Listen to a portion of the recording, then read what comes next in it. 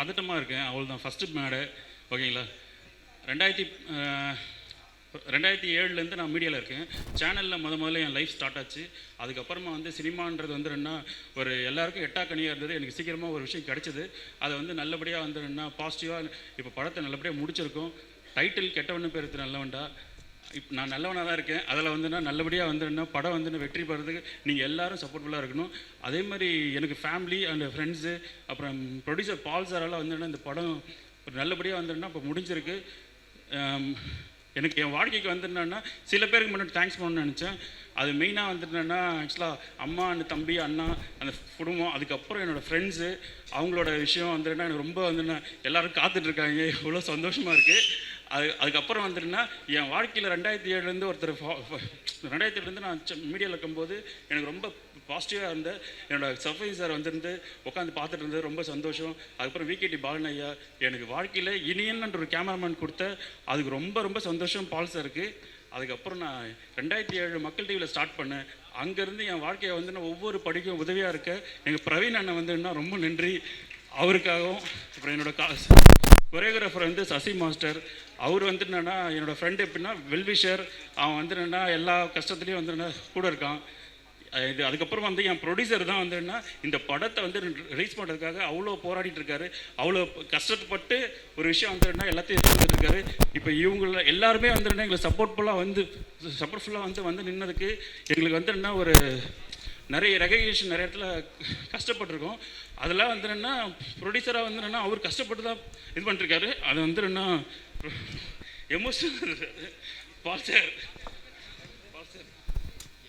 ரொம்ப கஷ்டப்பட்டு என் படத்தை முடிச்சிருந்தீங்க.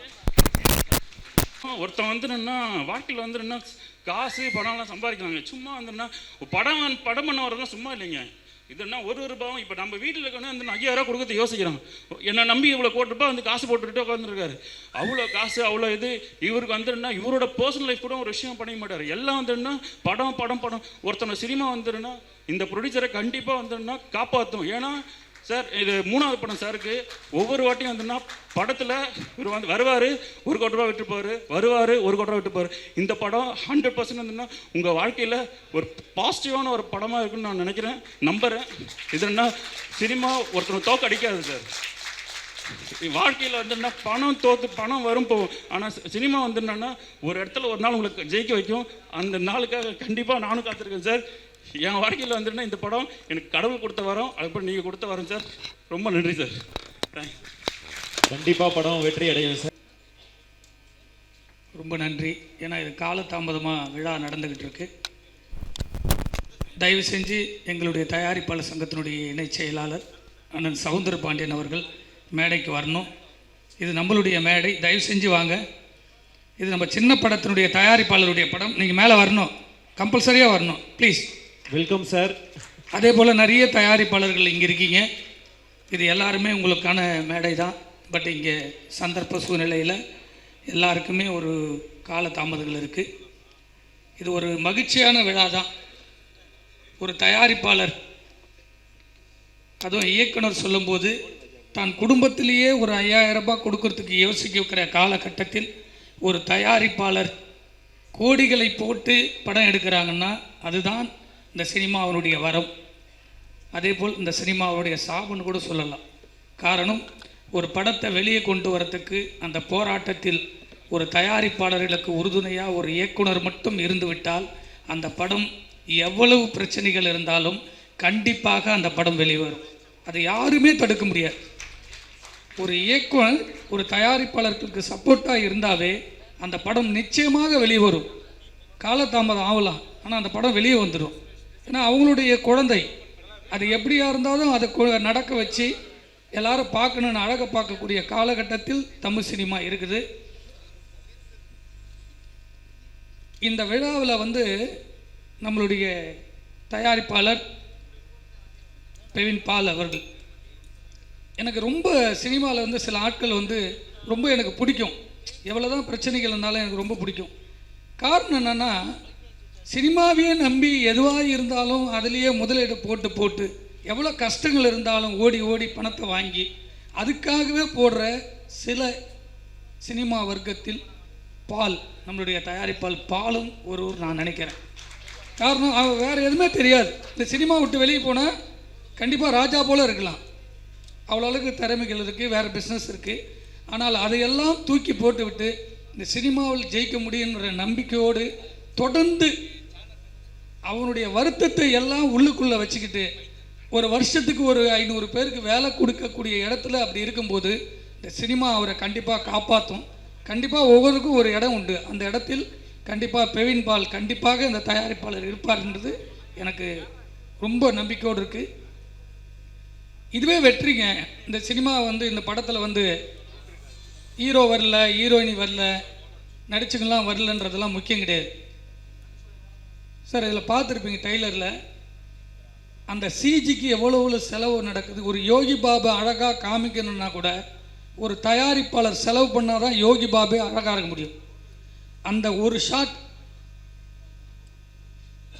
அந்த கப்பலுக்குள்ளே இருக்கிற ஷாட்டை உருவாக்குறதுக்கு எவ்வளோ கஷ்டப்பட்டிருப்பாங்க, எவ்வளோ பணம் போட்டிருப்பாங்கன்றது அந்த வழி யாருக்கு தெரியும்னா அதை தயாரிக்கிற தயாரிப்பாளர்களுக்கும் இயக்குனருக்கும் மட்டும்தான் தெரியும். அப்படி செதுக்கக்கூடிய ஒரு நாள் கூட நடிக்கிட்டுங்க, யாராக இருந்தாலும் ஒரு நாள் நடித்த நடிகராக இருந்தாலும் அந்த படத்தை வந்து ப்ரொமோஷன் பண்ணும்போது கண்டிப்பாக அந்த படத்துக்கு ஒரு ப்ளஸ்ஸாக இருக்கும். அவங்களாம் வந்து தோல் கொடுக்கும்போது தான் ஒரு தயாரிப்பாளருக்காக மட்டுமல்ல இந்த தமிழ் சினிமாவுக்கு ஒரு வலுவான சினிமாவை உருவாக்க முடியும்.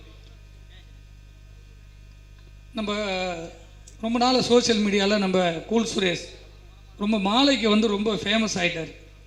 ஏன்னா ஒரு மாலை எடுத்து ஒரு பொண்ணு கழுத்தில் போட்டார், எங்கே திரும்பினாலும் அதுதான் இருந்தது. இவர் வந்து இந்த படத்துக்கு வாழ்த்துறதுக்கு முக்கியமாக வந்து நிற்கிறாருன்னா இப்படிப்பட்ட கலைஞர்கள் தான் சினிமாவில் இருக்கணும், நடிக்க வைக்கணும்.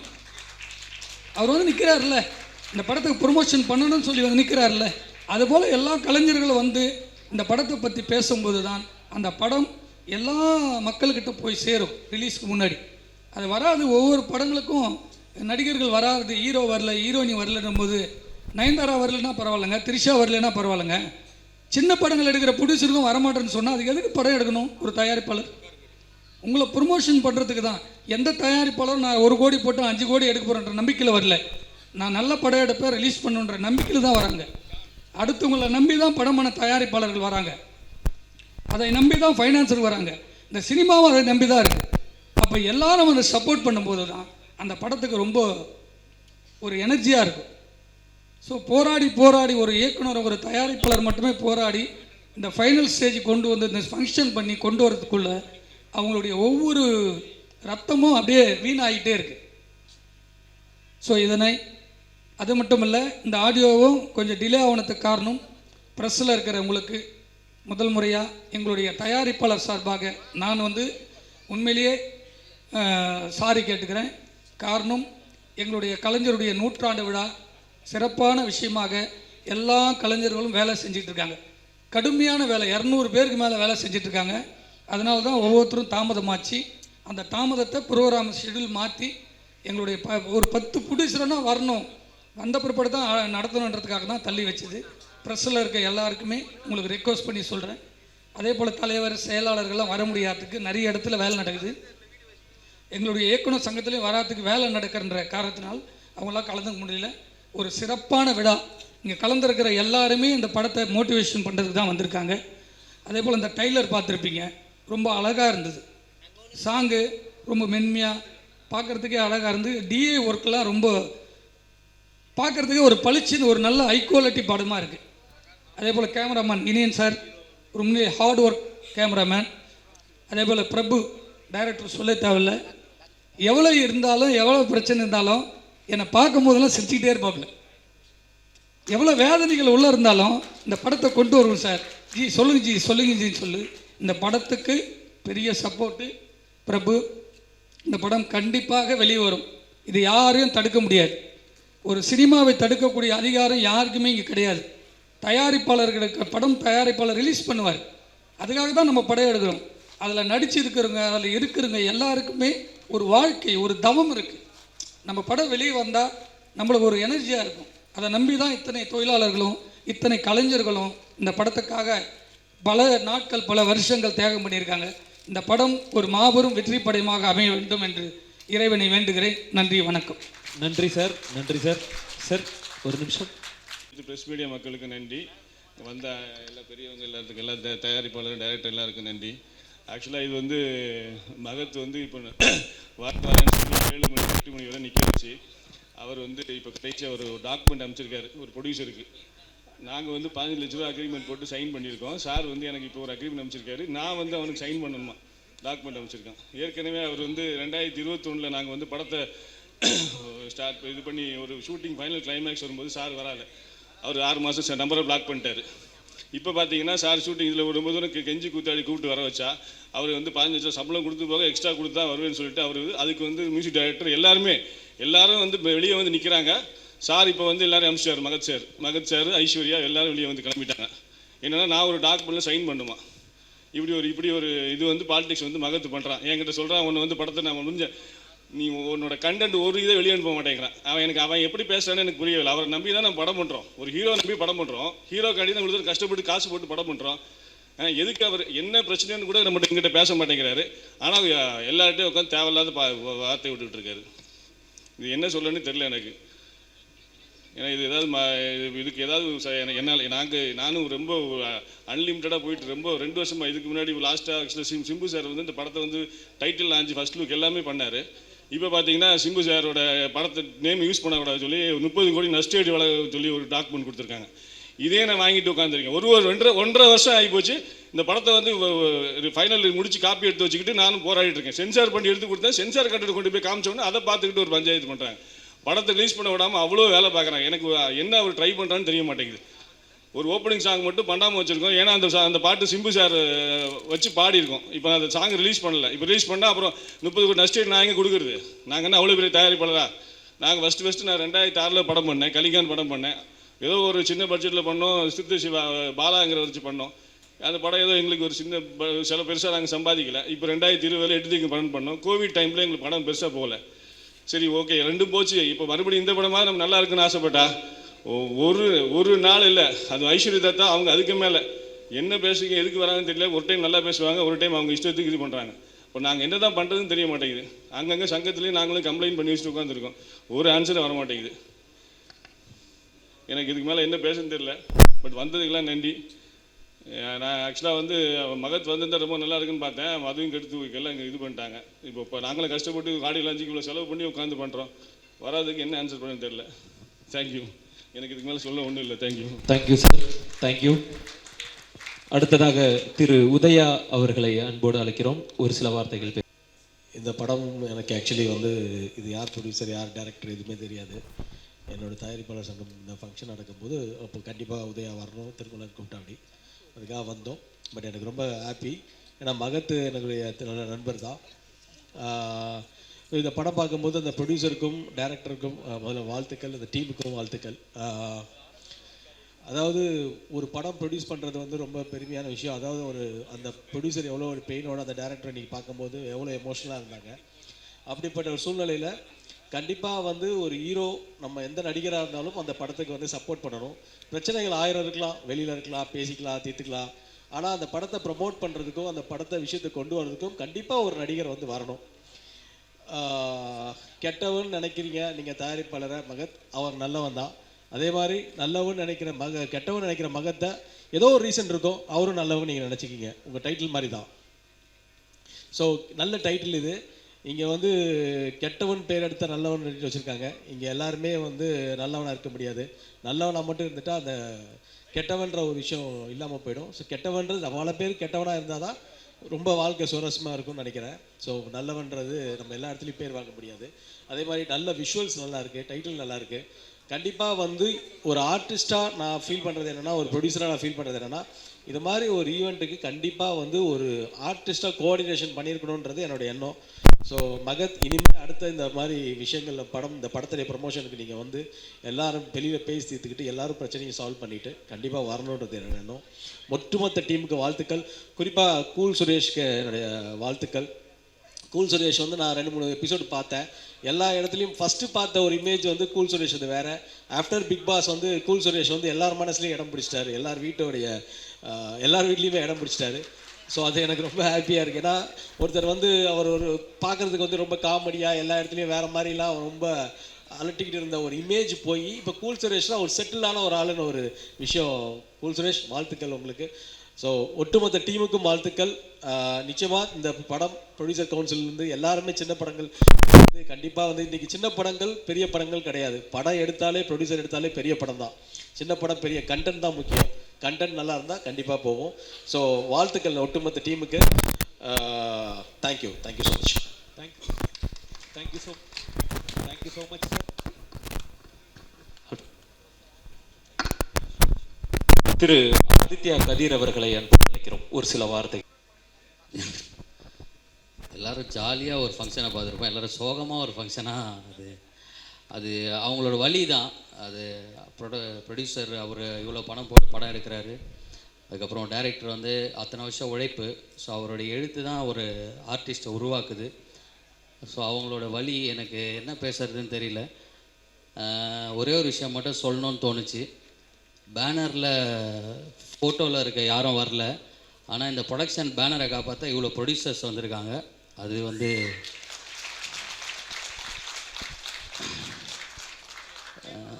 எனக்கு பிரபுராம் அண்ணா வந்து எப்படி சொல்கிறது, அவர் ஒரு சின்ன தம்பி பிரபு மாதிரி தான் எப்போவுமே இருப்பார். என்ன பிரச்சனை இருந்தாலும் சிரிச்சிட்டே இருப்பார். குஷ்பு மேம் வந்து கூப்பிட்டு அந்த பாட்டே போவார்ல, அந்த மாதிரி சிரிச்சிட்டே இருப்பார். அதுக்கப்புறம் அவங்க அண்ணங்கிட்ட பிரபு சார் அடி வாங்க வரல, அந்த மாதிரி பயங்கரமாக அடி வாங்கியிருக்காரு இந்த படத்தில் நிறைய பேர்கிட்ட. பட் இருந்தாலும் கிளைமேக்ஸில் வந்து ஒரு ஹீரோவாக நிற்பாருன்னு நினைக்கிறேன். டீசர் நல்லா இருந்தது. நீங்கள் எல்லோரும் யார் வந்தாலும் வரலாலும் நீங்கள் சப்போர்ட் பண்ணுங்கள். நீங்கள் சப்போர்ட் பண்ணிங்கன்னா கண்டிப்பாக இந்த படம் போய் ரீச் ஆகும். ரொம்ப நன்றி. தேங்க்யூ.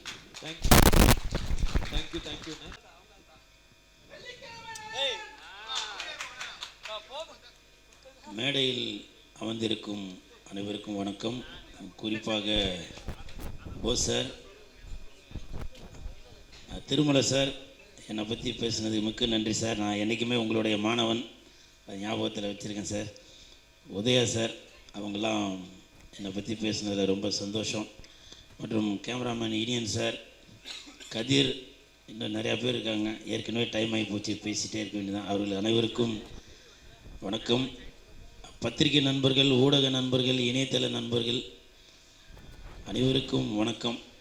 மேடையில் பேசி கைத்தட்டல் வாங்குற அளவுக்கு நான் பெரிய பேச்சாளர் இல்லை. அதனால் தயவு செஞ்சு நீங்களே ஒரு தடவை கைத்தட்டிடுங்க.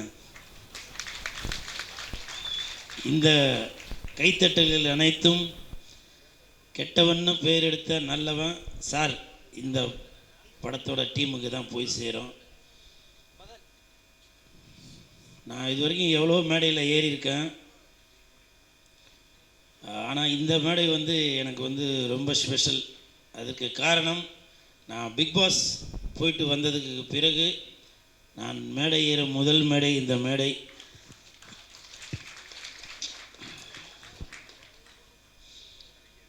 அதுவும் இல்லாமல் இன்னொரு ஸ்பெஷல் என்னென்னு பார்த்தீங்கன்னாக்க, என் தலைவன் அவர்கள் நடித்த ஒரு படத்தில் உள்ள அந்த பாட்டில் உள்ள வரி, அதுவும் வந்து எனக்கு ஒரு சென்டிமெண்ட்டாக இந்த மேடையை அமைச்சு கொடுத்துருக்கு. அதற்கு மிக்க நன்றி. முதல்ல மாதிரி இருந்தேன்னா கடன்னு பேசிடுவேன். மனப்பாடம் பண்ணி வச்சது வாயில் வருது எல்லாமே பேசிடுவேன். இப்போ வந்து என்ன அறியாமலே வார்த்தைகள் வந்து அப்படியே தடுமாறுது. அது பழைய கூல் சுரேஷாக மாறினா நல்லதா, இல்லை இப்போ இருக்கிற மாதிரியே இருந்தால் நல்லதா இல்லை. ஆனால் இனிமேல் எந்த ஒரு தவறும் நடக்காது. அந்த தவறு நடக்காமல் கண்டிப்பாக வந்து நான் இருப்பேன் அப்படின்ற நான் இந்த நேரத்தில் உறுதியோடு சொல்லிக்கிறேன். இந்த படம் கெட்டவன்னு பேர் எடுத்தால் நல்லவன்டா, இந்த படத்தில் வந்து நான் நடிச்சிருக்கேன். ஸோ இதுவும் இன்னொரு ஸ்பெஷல். நான் வெளியில் வந்ததுக்கப்புறம் நான் நடித்த படத்துக்கும் நான் வந்து ஆடியோ ரிலீஸ் ஃபங்க்ஷனுக்கு வந்திருக்கேன் அப்படின்றது அதுவும் எனக்கு வந்து ரொம்ப சந்தோஷமாக தான் இருக்குது. பொதுவாகவே எதிர்பார்ப்பீங்க, கூல் சுரேஷ் வந்திருக்காரு, படத்துக்கு எதனா ஒரு ப்ரமோஷன் பண்ணுவார் அப்படின்னு. கொடுப்பா.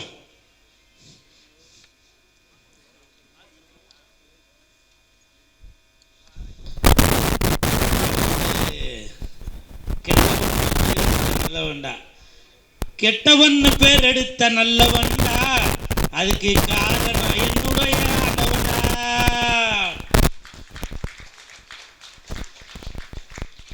உண்மையிலேயே இவங்களோட தயவால தான் நான் இந்த ஸ்டேஜில் இருக்கிறேன். கெட்டவன்னு பேர் எடுத்த நல்லவன்டா, அதற்கு காரணம் என்னுடைய ஆண்டவன்டா. ஆண்டவன் சார் அந்த வாழாப்புன்ற கூட வேணாம், ஏன்னா அந்த மரியாதை அப்படின்றது. கூட்டம் கூட்டம் எப்படி கூட்டம் கூட்டம் கூட்டம், இவங்க தமிழுக்காக வந்த கூட்டம். அதனால் இந்த படத்தில் வந்து நான் நடிச்சதில் வந்து ரொம்ப எப்படி சொல்கிறதுன்னு தெரியல, வார்த்தைகளே வரல. ஏன்னா டைரக்டரும் ப்ரொடியூசரும் இந்த படத்துக்காக ரொம்ப மெனக்கெட்டுருக்காங்க, ரொம்ப மெனக்கெட்டாங்க. அதெல்லாம் கண்கூடாக தான் பார்த்துட்டு இருந்தேன். நம்மளும் நடிகராக இருக்கிறதுனால எதுவும் பேச முடியல. அதனால் இந்த டீமுக்கு என் மனமார்ந்த வாழ்த்துக்கள். எனது நண்பர் மகத் அவர்கள் நடிச்சிருக்காங்க. சாங் பார்த்தேன், ட்ரைலர்லாம் பார்த்தேன், நல்லா நடிச்சிருக்கீங்க மகத். உங்களுக்கு என் மனமார்ந்த வாழ்த்துக்கள். அப்புறம் நிறையா பேர் இவ்வளோ நாளாக எனக்கு இருந்த ஆடியன்ஸ்லாம் பார்த்தீங்கன்னா தலைவா தலைவா அப்படின்னு கூப்பிடுவாங்க. ஆனால் இப்போ வந்து இறங்கி வந்து சார் நல்லா இருக்கீங்களா, அண்ணா நல்லா இருக்கீங்களா அப்படின்றாங்க. அதுக்கு காரணம் அந்த பிக் பாஸில் எனக்கு வந்த மாற்றம் தான் நினைக்கிறேன். நிறையா பேர் கேட்டீங்க, என்ன சீக்கிரம் வந்துட்டீங்க, என்ன சீக்கிரம் வந்துட்டீங்க, இருக்க வேண்டியதானே, ஏன் வந்துட்டீங்க அப்படின்னாங்க. ஆடு மாடு இல்லாதவங்க அடமலைக்கு ராஜா, பொண்டாட்டி புள்ள இல்லாதவங்க பஞ்சத்துக்கு ராஜா அப்படின்னு சொல்லுவாங்க. அதனால் குடும்பத்தை விட்டு இருக்க முடியல. நான் கல்யாணம் பண்ணுறதுக்கு அவ்வளோ கஷ்டப்பட்டேன். சினிமாக்காரன்னு சொல்லி பொண்ணு கட்டுறதுக்கெலாம் நிறைய பேர் யோசித்தாங்க. அப்படி இருந்தோம் எனது தாய் மாமன் நானும் ஒரு குடும்பஸ்தன் ஆகணும் அப்படின்ற ஒரு எண்ணத்தில் எனக்கு ஒரு கல்யாணத்தை பண்ணி வச்சு இன்றைக்கி அழகு பார்த்துட்ருக்காரு. அப்படி இருக்கிறப்போ பல பேர் நான் நல்லா இருக்கணும்னு நினைக்கிறப்ப குடும்பத்தை விட்டுட்டு நான் அங்கே போய் இருக்க வேண்டாம் அப்படின்ற ஒரு எண்ணம் வந்துச்சு. அதனால தான் நான் வந்து அங்கேருந்து வெளியில் வந்துட்டேன். அதனால் என் மீது நம்பிக்கை வச்சு எனக்கு சப்போர்ட் பண்ணிய அனைவருக்கும் என் மனமார்ந்த நன்றி. இந்த படம் கண்டிப்பாக பவுல் சார் உங்களை மறக்கவே முடியாது சார். ஏன்னு கேளுங்க, எனக்கு பணம் தர வேண்டிய பேலன்ஸ்லாம் இருந்துச்சு. நான் ஒரு ஃபோன் பண்ணேன், உடனே கொடுத்துட்டீங்க. மிக்க நன்றி, மிக்க நன்றி. ஏன்னா இப்போது என்னோடய சூழ்நிலை என்னன்றது உங்களுக்கு தெரியும். ஆனால் கேட்ட உடனே சரிங்க அது இப்போ நம்பர் கொடுங்க அப்படின்னு சொல்லி உடனே வந்து அனுப்பிச்சி வச்சார். ஸோ அந்த பவுல் சாருக்கு என் மனமார்ந்த நன்றி. அப்புறம் பிரபுராம் சார், அவர் வந்து இன்னமும் அமுல் பேபி மாதிரியே தான் இருக்கிறாரு. அவர் எப்படி டைரக்டர் ஆனார்ன்ற எனக்கே ஒரு சந்தேகமாக தான் இருக்குது. இல்லை ஏன்னாக்கா ஷூட்டிங் ஸ்பாட்டில் கூட அவர் கோவப்பட்டு பார்த்ததே இல்லை. அவர் கோவப்படாமல் ரொம்ப சிரிச்சிட்டே தான் வேலை வாங்குவார். ஸோ அவரோட எண்ணம் போலவே இந்த படமும் மிகப்பெரிய வெற்றி அடையணும். அப்புறம் படத்தோட கேமராமேன் இனியன் சார், உங்களுக்கும் யாரோ ஒரு 2 பேர் கை தட்டிடுங்க, எங்கே இருக்காங்க கேமராமேன் இனியன் சார், உங்களுக்கும் என் மனமார்ந்த வாழ்த்துக்கள். இந்த ஹோல் டீமுக்கும் என் மனமார்ந்த வாழ்த்துக்கள். வாழ்த்த வந்த அனைவருக்கும் எனது நன்றி நன்றி நன்றி. இது கூட ஏன் இப்போ கையில் பிடிச்சிட்ருக்குன்னா, ஆக்சுவலாக இந்த இடத்துல சப்போஸ் யூடியூப்பில் வரும்போது என்ன படத்துக்கு பேசுகிறோம் அப்படின்றது கூட கீழே தெரியாமல் வந்துடும். ஸோ அதனால தான் இதை நான் கையில் பிடிச்சிட்டே பேசுகிறேன். இவன் என்ன திருந்தவே இல்லையா அப்படின்னு சில பேர் நினைப்பீங்க. நான் இன்னமும் சொல்கிறேங்க, நான் வீட்டுக்குள்ளே இருந்தால் தாங்க சுரேஷ், வீட்டை விட்டு வெளியில் வந்தால் கூல் சுரேஷ். அதனால் எனக்கு வந்து ஏதோ கூச்சல் போட்டு சத்தம் போட்டு உங்களை இரிட்டேட் பண்ணோம் அப்படின்ற எண்ணம்லாம் இல்லை. நான் சாப்பிட்றது சினிமா சோறு. சினிமா தான் இன்றைக்கி என்னை இந்த மேடையை கூட்டிகிட்டு வந்திருக்கு. சினிமா தான் என்னை பிக் பாஸ்குள்ளே கூட்டிகிட்டு போயிருக்கு. இந்த மேடை கூட இன்றைக்கி இவ்வளோ கேமராலாம் இருக்குது. அதுக்கு எல்லாமே எனக்கு சினிமா போட்ட சோறு தான். திருமலை சார் எனக்கு கொடுத்த சம்பளம் தான். இதெல்லாம் நான் மறக்கவே மாட்டேன். என்னோடய கல்யாணத்தப்போ எனக்கு பணம் தந்து, சார் உங்களுக்கு ஞாபகம் இருக்குங்களா? ஸோ அதெல்லாம் வந்து எனக்கு சினிமா போட்ட சோறு தான் அது. அதனால் நான் சினிமாவுக்காக கண்டிப்பாக குரல் கொடுத்துக்கிட்டே தான் இருப்பேன். என்னோட ரத்தம் நாடி நரம்பு எல்லாமே ஒரு பக்கம் சிம்பு சார், ஒரு பக்கம் சினிமா தான். அதனால் மறுபடியும் இதை கையில் எடுத்துட்டேன் அப்படின்னு நினைக்க வேணாம். இந்த இடத்துல ஆக்சுவலாக எதனா போர்டு கீடு எதனா இருந்துச்சுனாக்கா இதை நான் கீழே வச்சுருப்பேன். ஆனால் இந்த படம் முடிகிற வரைக்கும் இதை நான் தோளில் தான் வச்சுருப்பேன். அந்தளவுக்கு இந்த படத்தை வந்து கண்டிப்பாக நான் எடுத்துகிட்டு போய் சேர்ப்பேன்ற நம்பிக்கையோடு இந்த படம் மிகப்பெரிய வெற்றியடைய இந்த ஹோல் டீமுக்கு என் மனமார்ந்த வாழ்த்துக்களை தெரிவித்துக் கொண்டு, பத்திரிகை நண்பர்கள், ஊடக நண்பர்கள், இணையதள நண்பர்கள் எல்லாரும் இந்த படத்துக்கு சப்போர்ட் பண்ணுங்கள். நன்றி நன்றி நன்றி நன்றி.